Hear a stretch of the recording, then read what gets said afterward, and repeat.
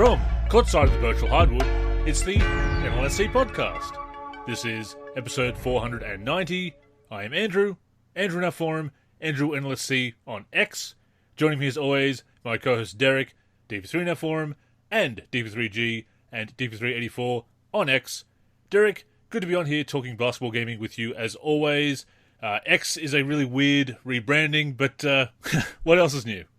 I will never get used to it, Andrew. No. I don't even think it's a great idea either. However, I wanted to start this show off talking about Julius Erving's comments from a couple of weeks ago, where he was asked his top 10 players of all time. And obviously, Julius Erving is an ABA and NBA legend. You know, won a title in 1983 alongside Moses and Bobby Jones and Andrew Toney and whatnot. And obviously, he's probably a wealth of basketball knowledge. But his top 10 reminds you that, you know, make your own top 10. You know what I mean? Like,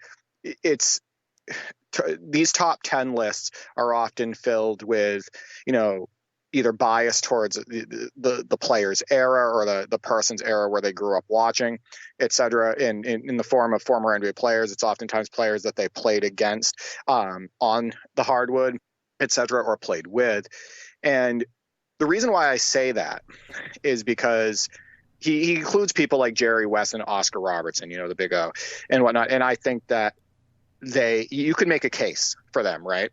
They Sure. are true legends of the game. But he puts Karl Malone in there and doesn't include Larry Bird.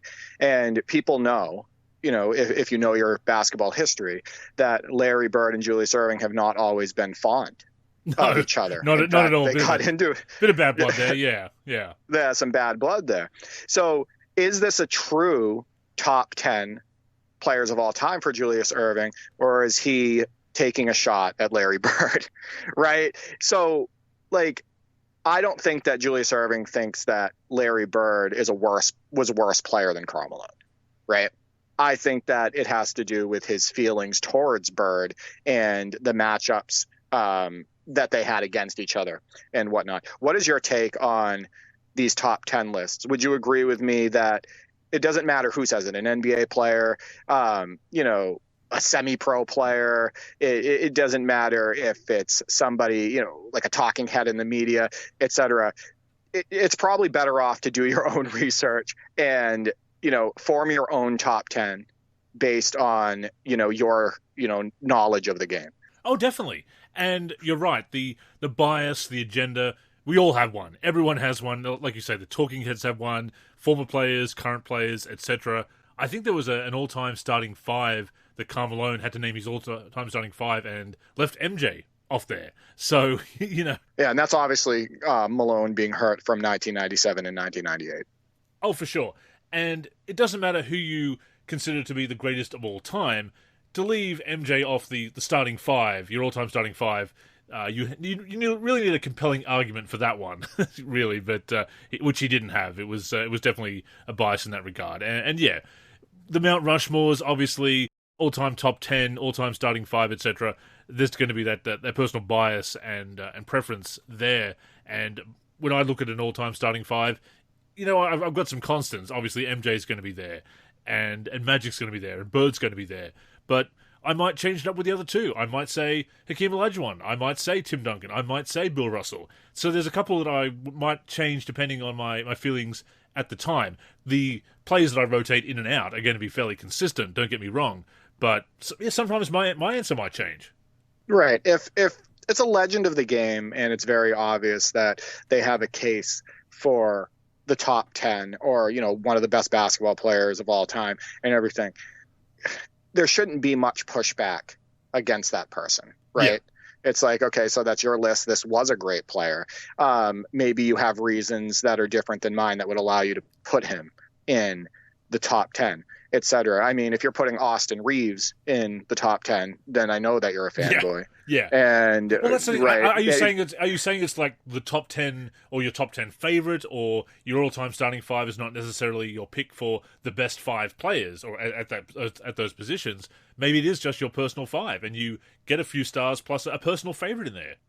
Right. Let's change the title of your list from top 10 players of all time to top 10 favorite players. Exactly. Right. If we're going to do things, if we're going to do silly stuff. Sure. Like that. For example, I think there's a lot of people out there that have a certain fondness for a guy like Tracy McGrady. Right.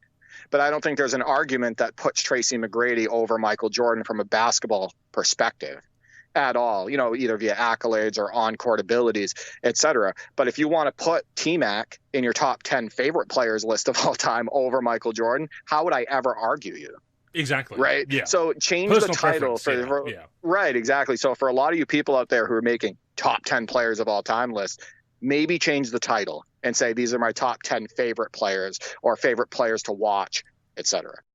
It's interesting. I've got an upcoming Monday Tip-Off article about my top 25 favorite basketball video games. I'm doing it to celebrate my upcoming milestone, 22 years running the NLSC. Yes, I'm doing a top 25 for 22 years.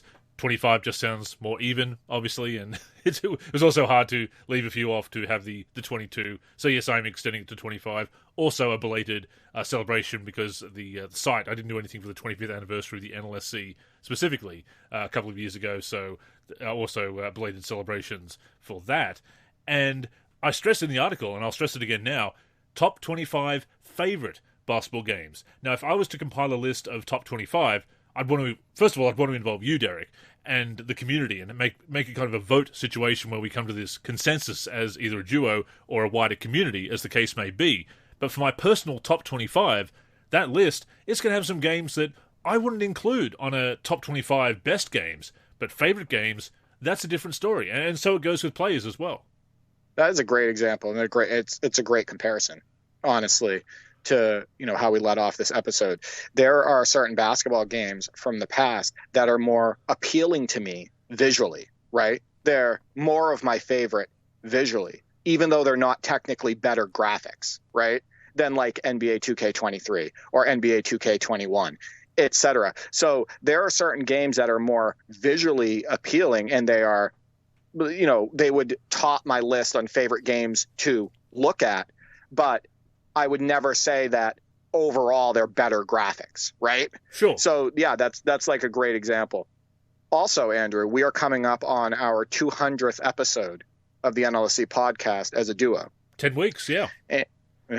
And I want to thank you because this has been a lot of fun. We've been recording. Thank you for every joining week. me. Yeah, releasing an yeah. episode every week, and it's always fun to dive into the different topics and whatnot and talk about some of our favorite and not favorite games from the past. And, it's also turned into a good friendship. And, we connect on Parsec and play games and everything, and we produce content together. So, yeah, it's been a really fun, 3+ years.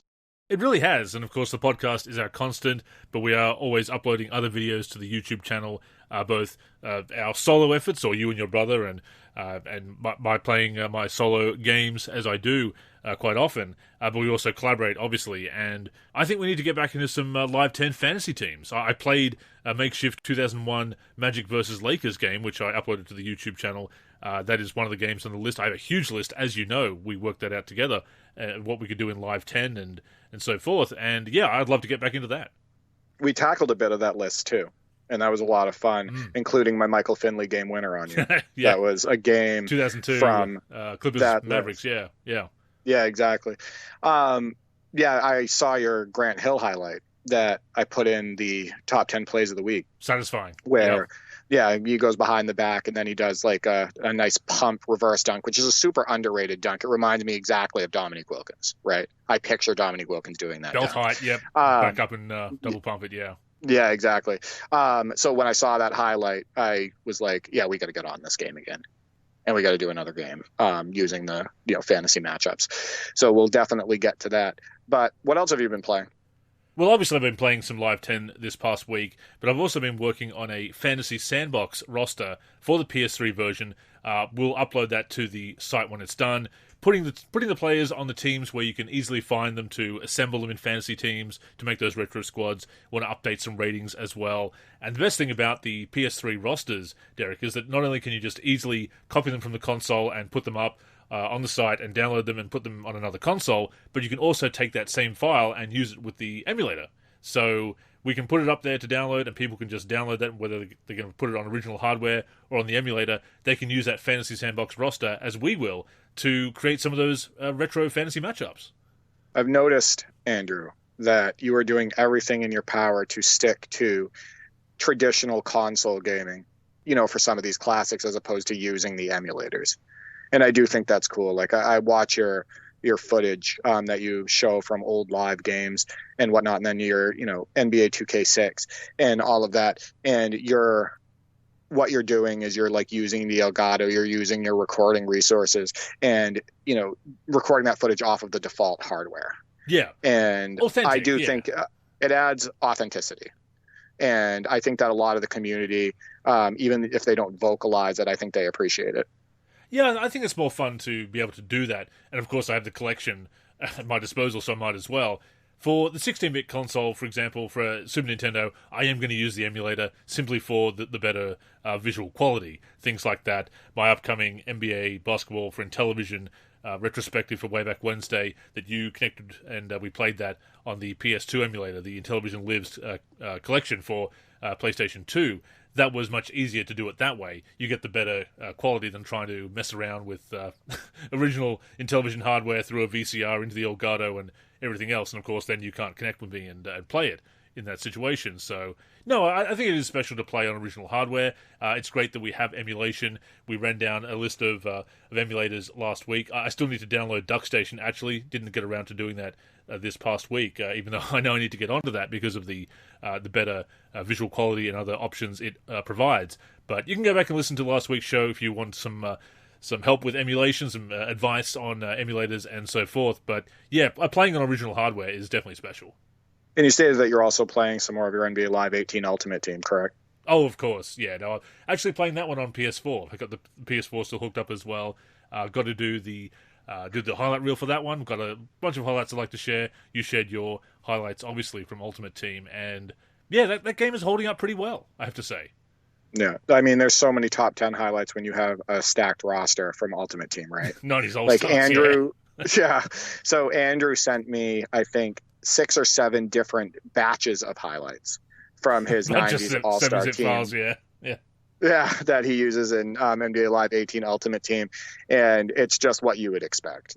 It's Clyde Drexler, throwing it down on people. It's alley-oops to Sean Kemp. It's Scottie Pippen with two-way plays and everything. Some nifty layups. Like, let's put it this way. I could probably put Andrew in the top 10 plays of the week for a year based on just the NBA Live 18 Ultimate Team highlights that he sent me. Well, Teddy Bear the Gamer threw down the gauntlet. I mean, he sent you so many great 2K23 highlights. I mean, I've got to up my game too with my submissions. Well, why that helps though when I'm putting this together is I know that there's guaranteed highlights for each week, right? Maybe people got busy with their lives and whatnot and weren't able to game as much. Yeah.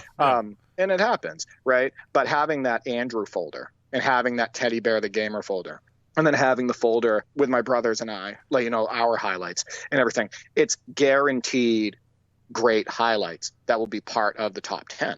So it works out. I've been playing NBA 2K23. We finished the full 82 game season, Legends versus regular teams. We hit every single stat goal that we set out to do. Obviously, we were 82-0. Even though we play on Hall of Fame, I mean, we're using the best players of all time versus, Jimmy Butler. So Magic in the Celtics jersey, which everyone is pointing out on Twitter, or X, as the case. People love to point that stuff out, and I like to remind people who point that out that they got to think about these seasons that my brother and I do. They got to think about it as like us playing my team, but outside of the mode.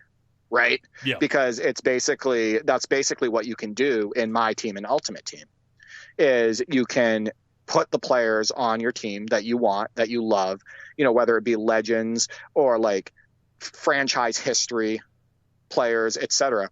And then you take on the different challenges or you take on regular teams, etc. So just as a reminder, that's kind of the way we're having fun with this. It's a similar setup. And for the authentic experience, you also need to like get a paper bag or something, and also just like rip that open like a pack as you're putting the team together. I think just to really sell I've got to get this pack. I've got to pull something great in this pack. You know what's funny? There's members of the community. I can't remember who they were, but there were people that were advertising like a makeshift My Team setup for older games, right? Where they controlled people's packs, the players they get, the odds, all of that stuff. And then they would have community members come in and participate, and they would, be able to get packs and, put their team together and do challenges and stuff like that. I don't know if that fell off, but I saw people doing that a few years ago. And I think that that's an interesting idea in order to give a like My Team / Ultimate Team experience for these classic games. Oh, for sure. I've thought about doing that for many years back. I thought about doing a roster for one of the live games and kind of creating a custom team that people could take on and use against different challenges and create different super teams for them to take on and kind of work out a way that I could push through new updates and would add new players for them to add from the free agents, for example, to their roster. So I think you could do it that way. I mean, that's just one way of doing it kind of a solo. But yeah, that's a really good community initiative that they were talking about, yeah. Right. It's just another way of doing fantasy basketball, right? Yeah. Which is such a big thing, and it's been a big thing for well over a decade now. And getting others involved, a community way of doing it, yeah. Yeah, exactly. So we finished that season. We got our money's worth with 2K23. Now we can put that game down, and we can move forward, playing retro games until 2K24 comes out, and then obviously through 2K24 cycle. But we'll be, creating another Legends team and doing that again on 2K24 and sharing those highlights. We have an NBA 2K19 fantasy draft season that we're still playing, all-time fantasy draft. My brothers and I all have a team, and we play against each other every game, and we're roughly 8 to 10 games into that. My brother Nick and I have our NBA 2K14 Legends season, so a similar setup.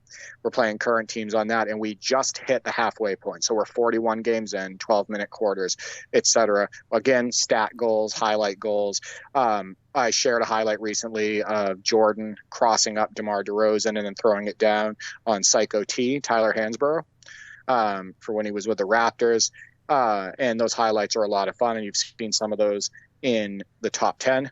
We actually played a game of NBA Live 06 the other night. Again, another Legends season. We love using the Legends, Andrew. And that NBA Live 06, the gameplay still is so fun. It stands the test of time. So we've been playing that.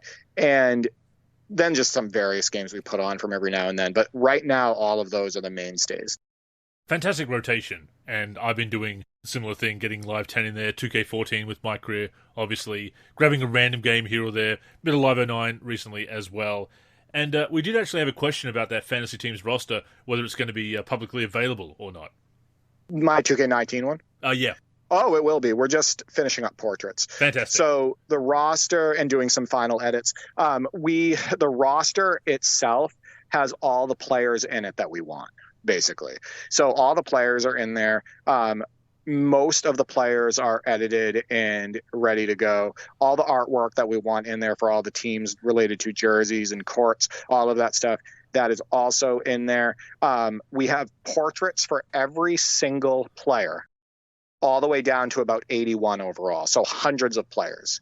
But we just want to make sure that everybody 80 overall and higher has a portrait before we release the roster. But that will be released in the NBA 2K19 modding section in the NLSC, and hopefully within the next couple of months. So stay tuned for that announcement, and I'm sure more footage to come in the top 10, maybe some previews. Maybe we can try once again to connect over Parsec, see how my connection holds up and play some 2K19. Yeah, and I wanted to give people an update, too, because we talked about it on prior episodes. So Stilder 33 and I were playing the 94-95 season on NBA 2K19. But we have both been so busy, we haven't been able to play any more games. And I think we're roughly about 25 games into that season. So we're going to pivot here. And I will share a highlight reel of the season up to the 25-game point that the one that we were playing. But we're going to pivot here probably, and we're going to do a 95-96 season. And we're going to do the minimum amount of games allowed. What is it, 30, 32? Something like that for a My League. And we are going to use more than likely Magic Johnson, Nick Van Exel, Eddie Jones, Cedric Ceballos, Vlade Divac, that unique, fun Lakers team that got bounced by Houston in the playoffs when Magic returned. So we may be doing that. And instead of against each other, we're going to be playing co-op. So we're going to play on the same team. I'll record the highlights from my end, etc. So keep an eye out for that footage. That's going to be a lot of fun. Looking forward to seeing the highlights from that, obviously. And yeah, that Lakers team with Magic's comeback. Magic's comeback in '96, I think, is kind of overlooked. I mean, we all remember the classic walking off the '92 All-Star game where they decided, okay, yeah, that's the game. His 3-pointer ends the game. They decided to call it right then and there. But yeah, he's come back in '96. Not totally forgotten, I suppose, and certainly history buffs like us, to pat ourselves on the back there, we remember it. But at the same time, it does kind of fly under the radar. I mean, the '96 season is very famous for the Bulls' dominance, obviously, but yeah, also Magic's comeback. What's unbelievable about the Bulls' dominance in 95, 96 is that the league was stacked.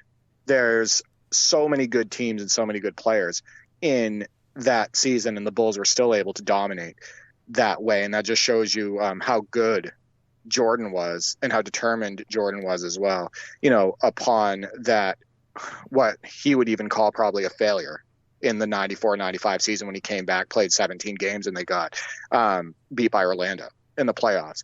To show that determination, how much that probably bothered him, they swept the Magic in 96 once they got that rematch. But yeah, the Magic Johnson in 96 it's very unique because he didn't come back as a point guard. He came back as a power forward. In some of the games he started, and some of the games he came off the bench. And more routinely in 96, you would see Magic in the high or low post as opposed to being a ball handler. But that didn't mean that he wasn't getting out on the break on defensive rebounds or when he would get an outlet, etc. And he still made some no-look passes, all of that stuff, made some great passes that, allowed the Lakers to win games when he was there. And sure, he had a lot of extra weight on him. He started looking better towards the playoffs and whatnot. But it is a damn shame that he didn't play at least one more season, because I think he could have. Because if that was the case, we would have had a Magic Johnson, Kobe Bryant, and Shaq team to legitimately use in video games. And how fun would that have been? I mean, that sounds like a what-if roster idea right there, obviously. But yeah, if we got that officially in 1997, that would have been pretty awesome. Additional trivia note about Magic Johnson, one of his last professional games that he played with the Canberra Cannons, the former NBL team here in Australia, now defunct, but he played an exhibition game with them. So, yeah, he played for an Australian team as well, and I'd forgotten about that, but it's been shared a couple of times. I think the Random Hoops account on Twitter, or X as it is now, he is a fellow Aussie, so he remembered that I didn't. But yeah, that's kind of a cool trivia note. I want to say that also was in the early 2000s, maybe like 2000, 2001. Am I correct? Yeah, 2002, I think. Thereabouts, yeah. Was it 2002? I saw the highlights. Somebody posted the highlights on X, formerly known as Twitter, and he looked awesome in that game. In those highlights, I want to say that he looked better in that game moving on the court than he did in 95, 96. And he would have been in his 40s. I thought it was wild. Yeah, I think he would have been. Yeah, exactly. Listen, Andrew, there's this guy. So I've been playing a lot of pickup basketball lately. I played 3 hours yesterday. There's this guy that shows up to pick up. He is 53 years old. He's about 5'11". This guy moves like he's 20 years younger than he is, and he absolutely torches the guy guarding him most of the time. Swear this guy shoots like 80 to 85% from mid-range. He's a good three-point shooter. He has, back to the basket moves and everything. Kids, if you love basketball, you can play for decades. Yeah. If you take care of your body, you don't face any serious injuries and whatnot, and you play the right way. This is a great feeling for me to see people in their 50s playing this well, because it's like, you know what? I could have a couple decades left in me playing the game that I love and playing at a high level. There was this guy on Saturday guarding this 53-year-old, and he must have been 23. He must have been 30 years younger. And he just took him down low. The 53-year-old took him down low, got him in the torture chamber, and just kept scoring on him and making him look absolutely ridiculous. Man, that's got to be a good feeling at that age, Andrew. Oh, definitely. And, that's a good way to raise the bar, because I just realized the other day that I am now older than the oldest player in the NBA, which is going to be LeBron James this year. With Iguodala retiring and Haslam retiring, it's going to be LeBron, and I am a couple of months older than LeBron, and we are basically the same age. So yeah, but there's proof positive that you stay in shape, you take care of yourself, you can continue to ball for decades. How could I consider myself old ever until I reach an age where somebody wasn't able to play a professional sport? Maybe, right? Yeah. Like I said this before on another show, like Tom Brady played professional football, played in the NFL until he was 45? I mean, we got a lot of years left, Andrew, to, be in good physical shape and be able to compete and play the sport that we love. I believe there was an NHL player. I can't remember. Was it Jaromir Jagr? I'm not 100% sure, but I think he played into his late 40s and whatnot. So, yeah, you can do amazing things if you take care of your body and you know how to play the game. I want to say the great Gordie Howe, the hockey player. I think he came back in his 60s or 70s to play a couple of games at the professional level. So, yeah, don't listen to the doubters, I guess. Before we go on, a reminder that the NLSC podcast comes out every week on the NLSC, NBA-live.com, as well as our YouTube channel. We're also on Spotify, Apple Podcasts, and other podcast apps. If you're listening on any of those apps, we'd greatly appreciate a review. To keep up with the show and everything we're doing with basketball gaming in general, connect with us on social media. On Twitter and Facebook, we are the NLSC. We also have an Instagram, NLSC Basketball, and on YouTube, we're youtube.com/NBA Live Series Center. Once again, visit us at NBA-live.com, where in addition to the podcast, you'll also find all of our original content, as well as our forum and modding community.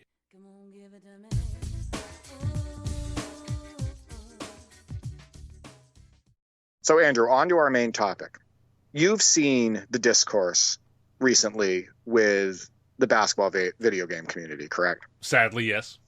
Yeah, and we've seen a ton of it on X, formerly known as Twitter, where it's basically been sim versus comp versus cheese, and just, the online players going at the my career players, the online cheesers, and then also online quote unquote comp players using hashtag SimNation to, farm impressions and whatnot, and at the same time to troll SimNation and people that want to be a part of that and that part of that kind of gameplay style. And it's been really disheartening to see. It's a lot of high follower accounts. It's a lot of content creators that have sometimes 10, 20, 30, 50, 80,000 followers on Twitter, and then some that have tens of thousands of subscribers on YouTube, etc.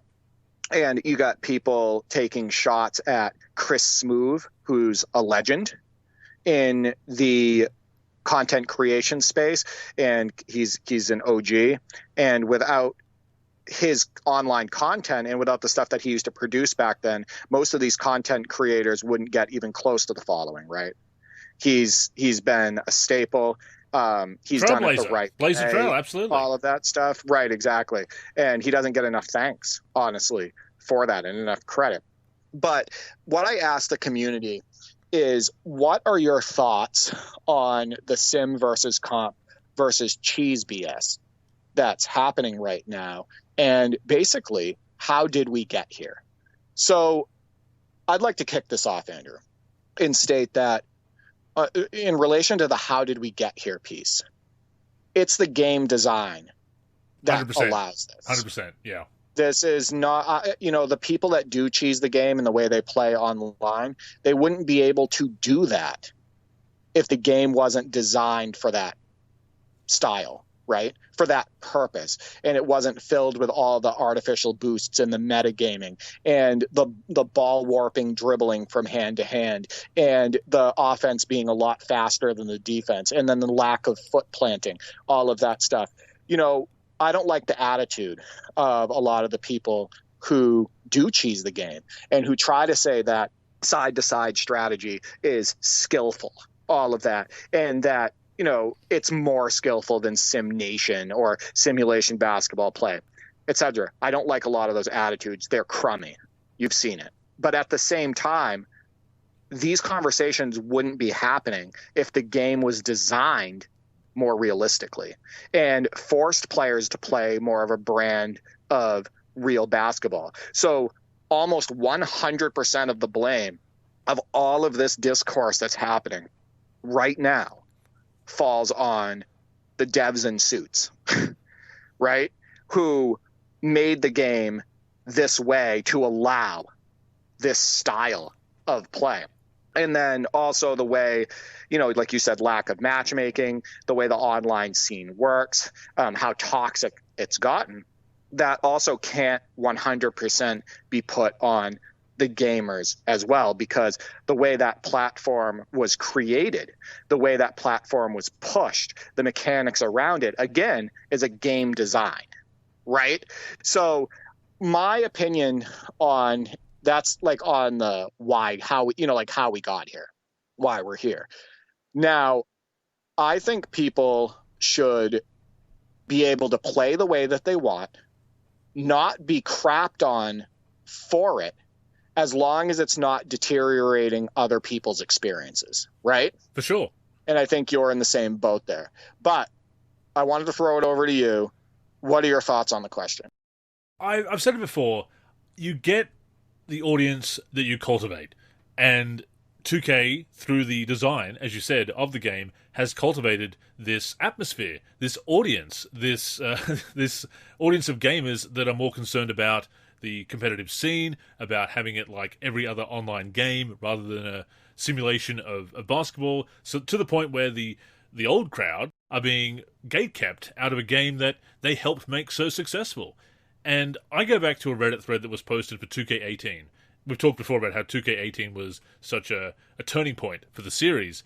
And this was written by a developer who worked for a different company. I think it was EVE Online that he worked for. Posted this thread over on Reddit, on the NBA 2K subreddit, called the MMOification of NBA 2K, and ran down the issues with 2K18 and said, look, these are the problems if it keeps going in this direction, cozying up to the elitists and the elite players, or the supposed elite players, if you will. We've discussed that before. But listening to them for feedback, not allowing that onboarding, not having proper matchmaking, that kind of thing. He called it all. If you go back and look at that thread, and I'll post it on X, Twitter, whatever, then go through that thread. It is just so... It predicted everything, basically, that thread.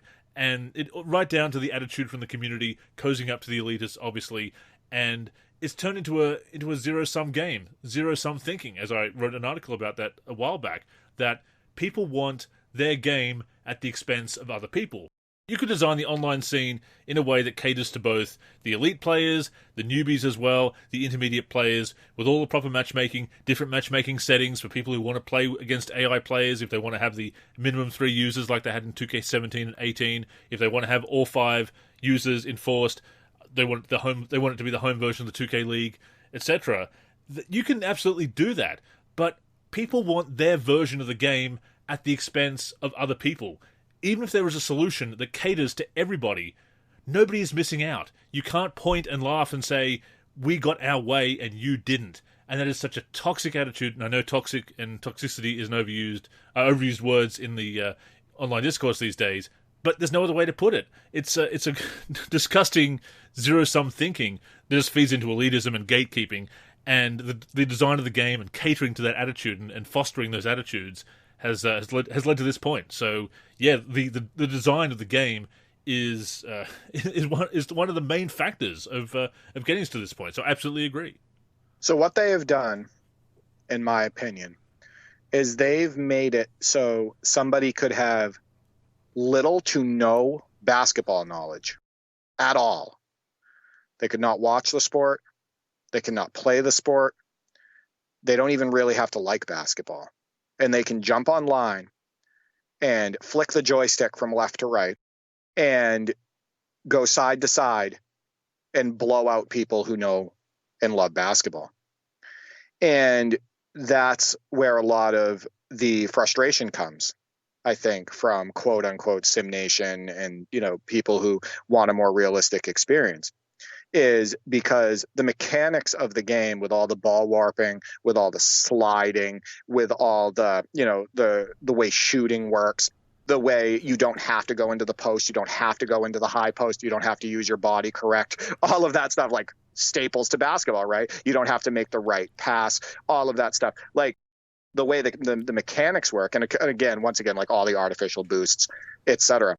The way the mechanics work in that game, it's more like, we've talked about it before, like a fighting game as opposed to a sport like basketball.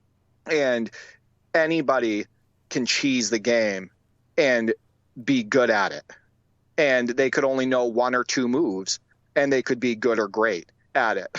And I think that is a problem. That's not true skill gap, right?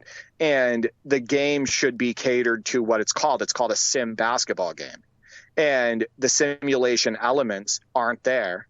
And the simulation elements that are there, you don't have to utilize them in order to be, quote unquote, a winner in the online scene or have a winning record and all of that stuff. And this is from me watching, the 2K League on NBA TV, which they show that quite a bit now. This is me watching the footage that shows up on X, etc., on YouTube and everything. And they've just gone away from true basketball.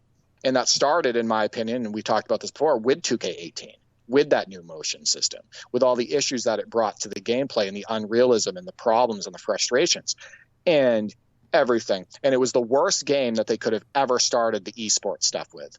Yeah. It's they started the NBA 2K League with NBA 2K18. Their first entry with the new motion system.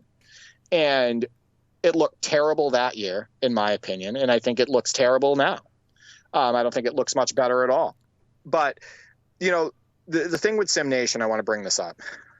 A lot of the people in Sim Nation don't want to be involved in those online modes, as in they don't want to spend a ton of time on them because they see the way the games are being played and they see what's needed to win and everything. And that's not the style of basketball that they want to play. They want to be able to get into the high post and then face up their guy, jab step, and then get him going one way, spin the other way, and do a fadeaway, right? A real basketball play that you have to utilize in real life depending on the matchup and the situation and everything. They want to be able to do a step back and then cross over the other way into a jump stop and then fade, or like finish on the opposite side of the rim. Like true basketball stuff that you don't see in that online scene. So I think a lot of people in Sim Nation prefer just to play NBA games, right? Like NBA games in Play Now, NBA games in My League or My NBA, etc. And they want to be able to use players like they played in real life, be able to use real basketball strategy, even if it's forced at times, like almost like faking sim. They just want to have that experience. And I think a lot of people in that community, the people that want more of a realistic experience, I think that they're just completely turned off from a lot of the new mechanics of the game since 2K18, and then that online scene in general. Would you agree?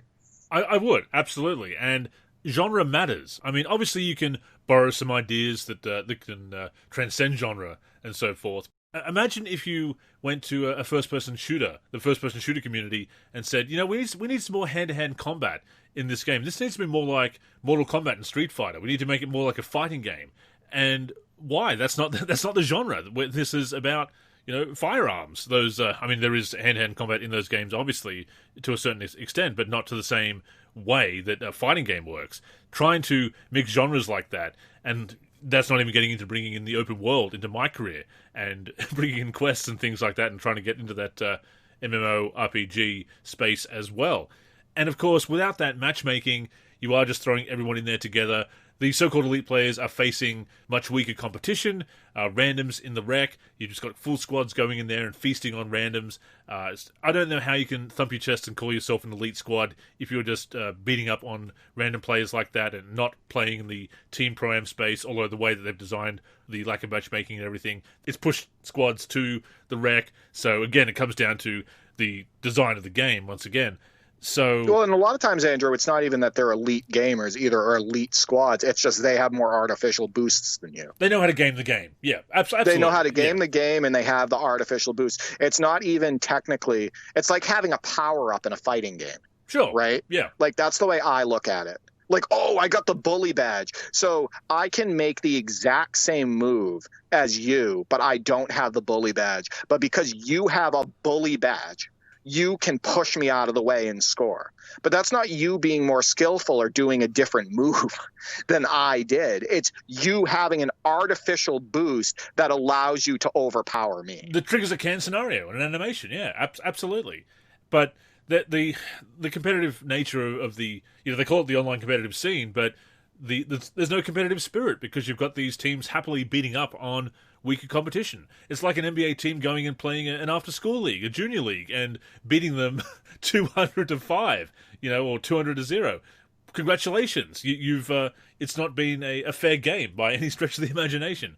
So yeah, I think they've cultivated a very toxic atmosphere, obviously, with the online scene. The focus on the meta, the focus on trying to imitate other genres and bring ideas from other genres that don't fit into a simulation basketball game, moving away from its roots to expand and compete with the other genres.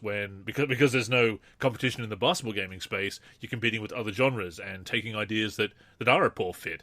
And yeah, again, the players, the gamers that were there for years, who appreciated how 2K just became this great simulation, how it overtook Live and became the much better simulation game.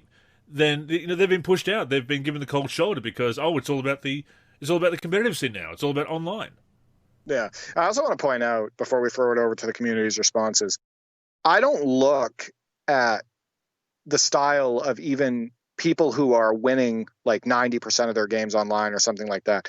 I don't look at that as elite either. Most of the time when I watch this footage, and a lot of people will post this on Twitter, X. Boy, I'll never get used to that. They'll post it on YouTube, etc. And it's people going side to side to side to side over and over again and passing up completely wide open lanes to do that same dribble move over and over again. It's like, what are we doing? Like, it's because it's not like a full understanding of basketball or trying to play basketball. It's basically just cheesing.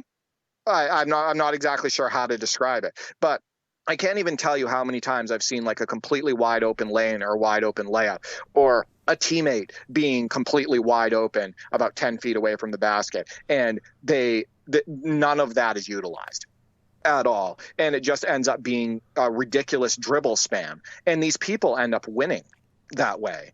And it's like, I just want to shut it off. Like, I don't want to watch this footage anymore. So this whole I'm an elite 2K player, all of that stuff. I don't think I've watched any online footage from somebody who's a elite, quote unquote, elite 2K player that I was really ever impressed with. No, I don't check out that scene. I don't check out that footage.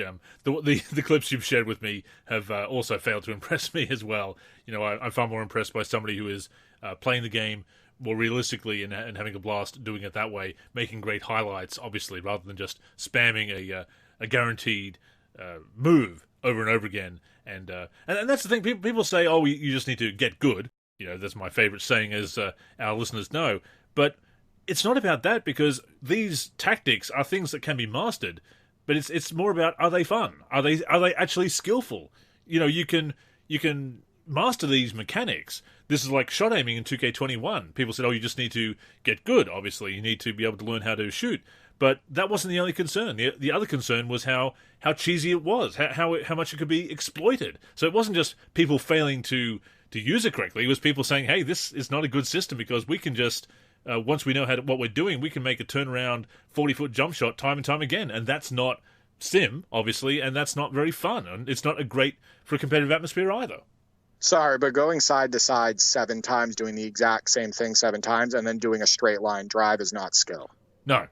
I'm sorry, I could do that if I was 8 years old.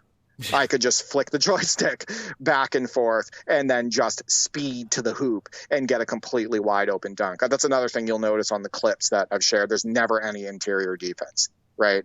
It's just people playing 4 and 5 out and the defense out there too. And then people doing the side to side way too many times. And then, once the defender is just done sliding all over the place, the offensive player does a straight line drive and it's a wide open dunk. Like, give me a break. Like, that's not super skilled. It's ridiculous. But let's get to the community responses. So first up we have Railhouse says simply, I blame NBA 2K, and tag the NBA 2K account on Twitter. And Shady Mike Gaming also shared that sentiment, says, well, I blame NBA 2K for empowering the nonsensical competitive/park community. They've put them on a pedestal and made them think they are the only people who matter because they're the only ones they pay attention to. As for the SimNation hashtag trolling, it's deserved considering 2K pays little to no attention to the actual SimNation and thinks they can throw a tweet out here and there to make it seem relevant. As for the Chris Smoove stuff, I'll just say what I said earlier. The guys driving Chris Smoove would be working at Arby's if it wasn't for him. So I agree with both of them. I also want to point out, kind of along the lines of what Shady Mike said, he said that the 2K really only pays attention to the online gamers, right? Yeah. Like the people they want to get online, because that's their money making mode too, right? But that's also infiltrated the regular NBA gameplay and play now in my league, and it's in my NBA, and it's really damaged that gameplay feel, right? Because the mechanics are not tailored now towards the NBA side of the product, towards true basketball. It's tailored to the people that they want to get online and spend that extra cash. So that is, I agree 100%. And then Railhouse mentioned the whole, I blame it on NBA 2K. That just goes back to what I said at the beginning of this segment, right? It's the game mechanics. It's the way the game is designed. It's all the issues of the gameplay that I mentioned earlier and everything. It's the artificial boosts, etc. And I also want to point out what he said about, Chris Smoove. Something along the lines of that. What is with this lack of awareness and disrespect for people that laid the groundwork for others to have a platform or be successful, etc.? You see the same thing in the NBA, like NBA commentary, where people are absolutely crapping on legends of the game and players from the past and all of that stuff in order to prop up the now. Without those people, without those players, without those legends, without the role players from the past and all that stuff that laid the groundwork for what everybody has today, they wouldn't have it, right? What is with this disrespect for the past? I've said this before. When I was growing up, this was like not a thing. I never remember having conversations with my friend, like, friends being like, oh, well, Bill Russell was trash, right? Or Jerry West was a plumber, or, Mitch Richmond, a player from our time. Mitch Richmond was 10 times better than, I don't know, like Rick Barry. Like, imagine if Mitch Richmond played in the mid-'70s, etc. That stuff wasn't happening. In fact, my conversations with my friends related to the past NBA and everything is that, like, we appreciated the players from the past. We understood the importance of those players, and, we appreciated, what they did in the time that they played and the careers that they had. And we were in awe of their highlights when we were able to see them, whether it was on hardwood classic games, etc., or the early days of the internet when we were able to see those footage, whether we downloaded highlights off LimeWire or whatnot. But what is this? Like, why are people suddenly thinking that it's okay to go at Chris Smoove? He doesn't deserve that. Yeah, no, it is the same mentality, this backlash against the pioneers and what came before. Standing on the shoulders of giants and pretending you got there by yourself. Absolutely. And we always see that those comments, oh, isn't it great when someone like Larry Bird doesn't trash the current generation? Absolutely. It's fine that and admirable that Larry Bird isn't being a cranky old man and just indiscriminately dumping on the current game, on the modern game. But by the same token, that respect has to be mutual. It has to go both ways, and it often doesn't. And there's that big backlash against the past, that big backlash against nostalgia, and that focusing on the recency bias. And we see it in real basketball. We see it applied to basketball games as well. And now we're seeing it content creators also. It's just it is getting out of hand. And I go back, as far as 2K cultivating this atmosphere and these attitudes, I go back to that tweet they made last year on the official or an X, whatever you want to call it these days, that post on X about Halloween costumes. They joined in on that meme and said nothing scarier than the the default outfit, wearing the brown shirt and the grey sweatpants, with a 60 with low overall rating and low basketball IQ and everything, and the default outfit, and it was just punching down because so much of the toxicity and the problems with the online scene come from the elitists, not the newbies. It comes from the elitists. So it was just encouraging the community to punch down on newcomers and people who aren't spending all that money to upgrade quickly, because how do you get the higher overall?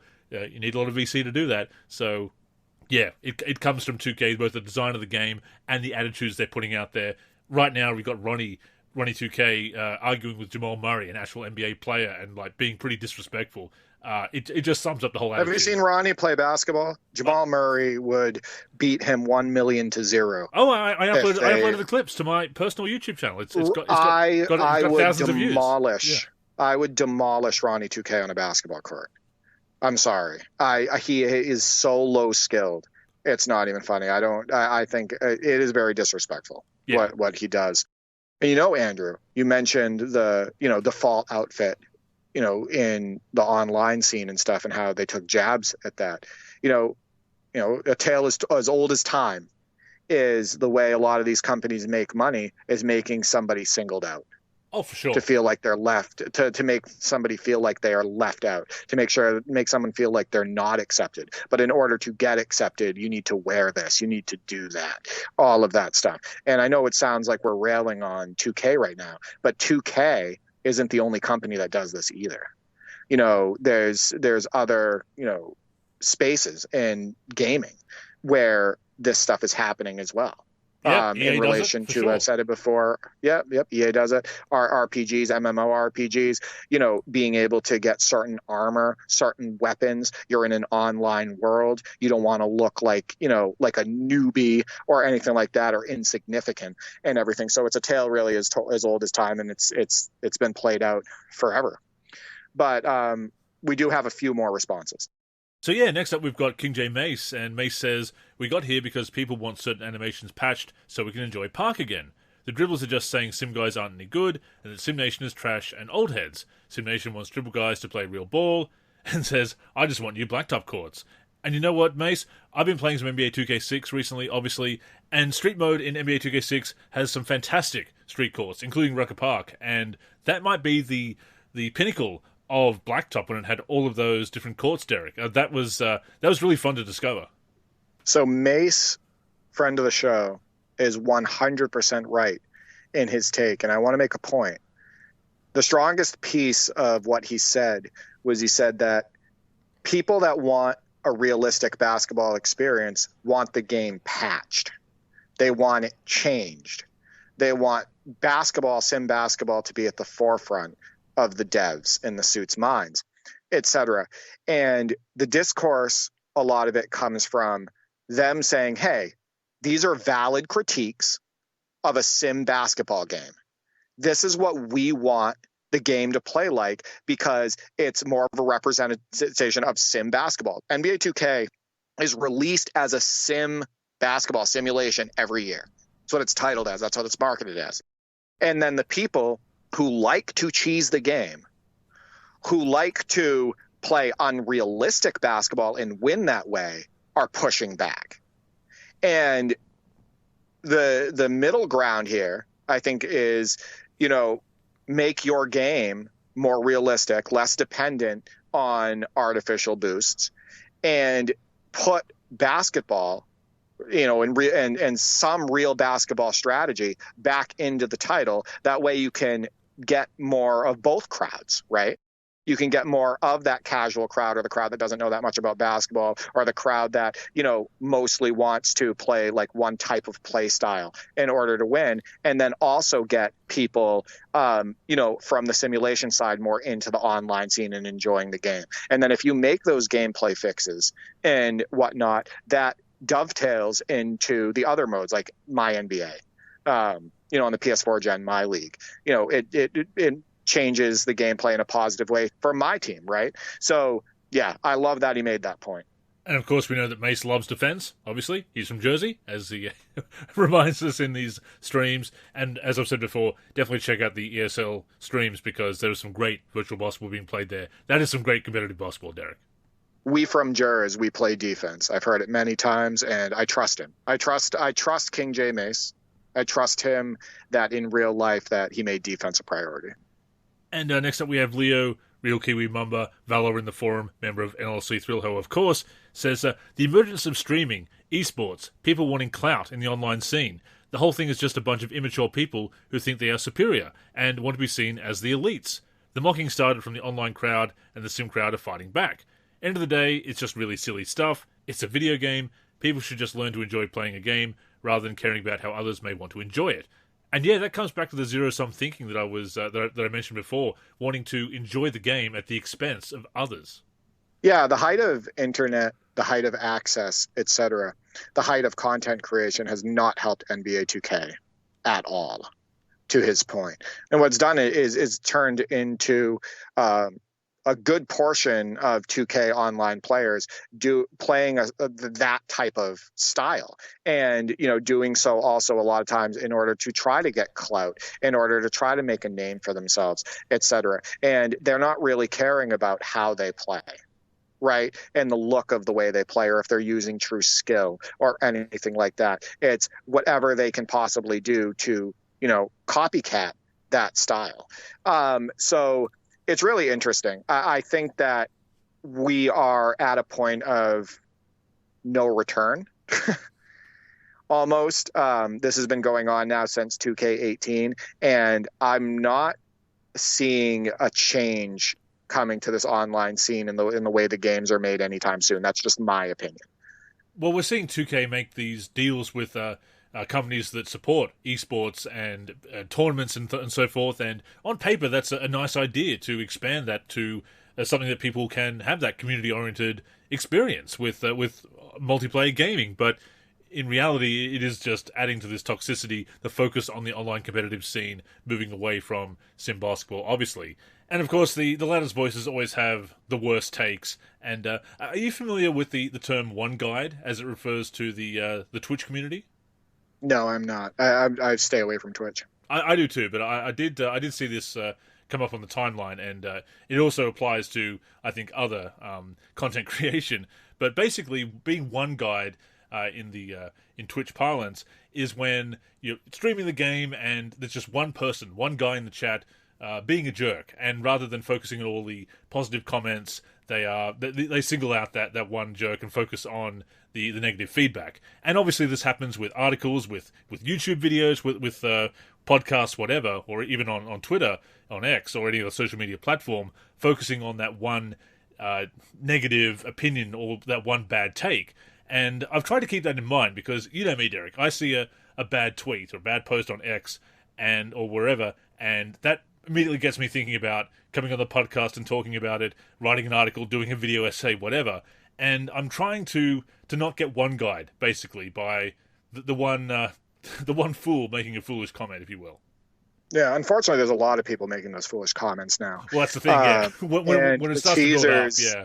Right, the cheesers and those people that do want to play that side-to-side style and all of that stuff, they make up a good percentage of content creators, right? And not only a good percentage of content creators, they also make up much of the 2K League that's promoted, right? I've watched a bunch of that action and whatnot. So they're like official league. So that's also a part of the problem. But you're right. I mean, there are changes that are made to games where 50 to 100 people could be in the chat or in the reviews, etc., saying this game is great, all of that stuff. I love these mechanics and everything. And there could be that one person who gives a paragraph on, this is unrealistic. This is what needs to change. I don't like this mechanic for these reasons. And there are devs who will act on that. There are devs who will nerf something in the game or change something in the game based on that one loudmouth who is in the big time minority, right? So it's ridiculous, and unfortunately, small voices often win when it comes to any negative review. And moving from X to the NLC Discord, which is something we certainly encourage, Avery says, simulation, in my opinion, is the superior way to play. I admit that I did spam the Kobe signature and other cheese dribble moves in Park in 2K17, but as I got older, I realised that playing against demigods isn't fun, and basically breaks the game. And look, when we're younger, I think we do play that way. I know I wasn't a hardcore simhead when I first started playing NBA Live 95. I'm there getting 8 steals a game with Scottie Pippen, averaging 44 points a game, and just trying to put up stats and not really thinking about playing realistically. That's something that I grew into and came to enjoy. Not everybody enjoys that way. Some people prefer more of an arcade style or a bit of a sim arcade hybrid, which is absolutely fine. But yeah, I mean, I can certainly relate to being more interested in having that more stimulating challenge and more realism the more I played basketball games, Derek. I was strange, Andrew, because I was always after that sim style, even as a kid. I remember booting up NBA Live 99 for PlayStation 1, and I remember constantly trying to get Allen Houston to take mid-range shots. I remember constantly trying to get him in the mid-range and then, hit some open threes and everything. I love the look of his shot and the way he played in real life. And I wanted to bring that to the virtual hardwood. I remember trying to use players to their strengths, even in games, which just sounds silly, but even in games like Tecmo Super NBA Basketball, even though that game was limited and everything. Because what did I love, Andrew? The NBA, right? I loved using those players, and I loved watching those players and whatnot, and we loved seeing them on NBA Inside stuff and all of that. And when I took to the virtual hardwood, it would be, let's use these guys like I see them in real life, because that is fun as hell. For sure. So Avery, yeah, I mean, I understand it, like Andrew. And there are, Jamal Crawford, I believe, was really dominant in NBA 2K16 with a certain move. Like you said, I think Kobe in 2K17, et cetera. I wouldn't feel bad about using that move a little bit more above average, more than a regular player would, and everything. I think that's natural to do no matter what game you're playing. For example, NBA Live 2004, Andrew, how important is that jump stop? Oh, it's vital. Nobody in their right mind uses a jump stop that often like we do in NBA Live 2004. But it's damn essential to use that jump stop in order to get to the hoop a lot of the time because of the brick wall defense in that game. So again, it's a game design that kind of forces you into that habit and using it above average. And if you want to go even further back and make a historical comparison here, the corner three in double dribble. Right, exactly. That is it. Again, it's an implementation. It's the way the game was made, and a lot of people cheesed it, right? So just to let people know, cheesing goes back decades. This isn't new to 2K. All companies have a form of cheesing. There's cheesing in NBA in the zone too, as well. There's the jump stop in NBA Live 2004, like I mentioned. That's in a way like an overpowering mechanic that you can cheese pretty often in order to get to the basket. Right. So it's not new to 2K. This has always been there in some form. And finally, Juicy Shackmeat says, it's just disappointing how 2K allowed that kind of discourse to exist in the first place, as long as it advertises their games and fills up their pockets.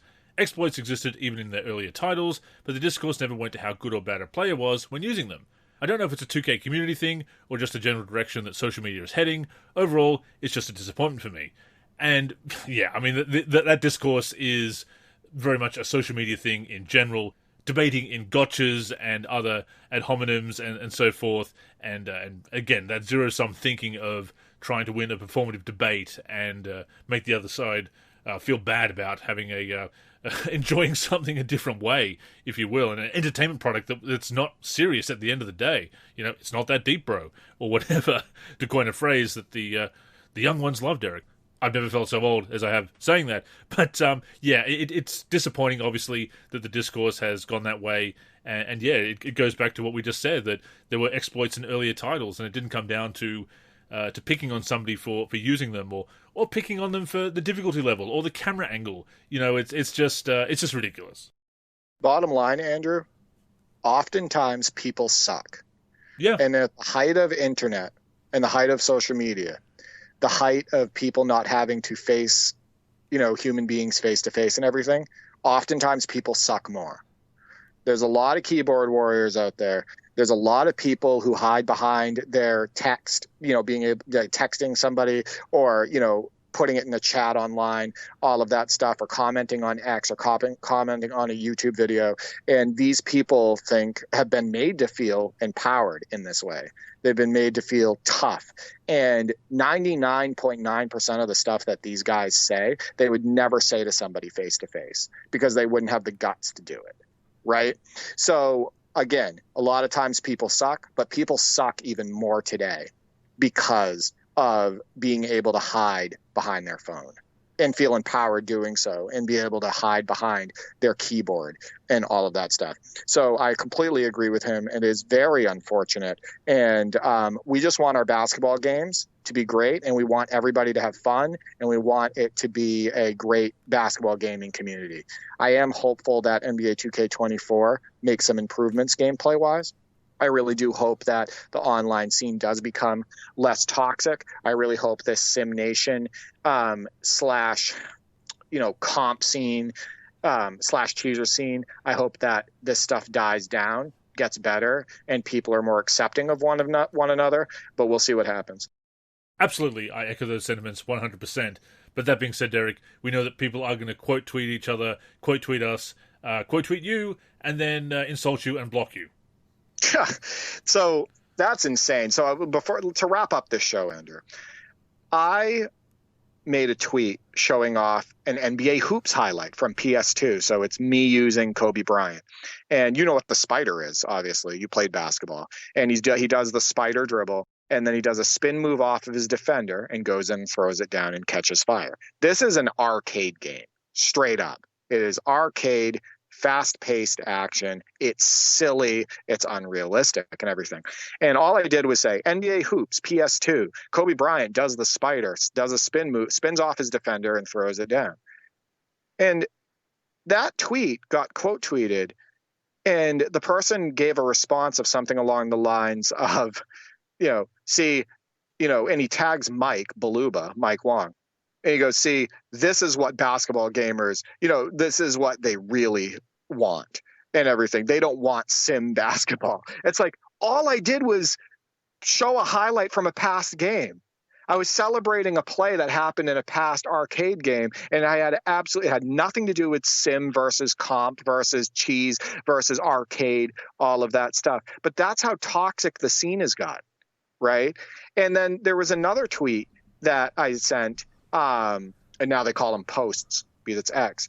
Another post that I made that blew up, you and I talked about this on a prior show, NBA 2K16, where I said, I believe that NBA 2K16 is in contention for one of the most realistic basketball games ever made by 2K. And I showed highlights of me once again with Kobe doing, Kobe-esque moves, like realistic Kobe moves.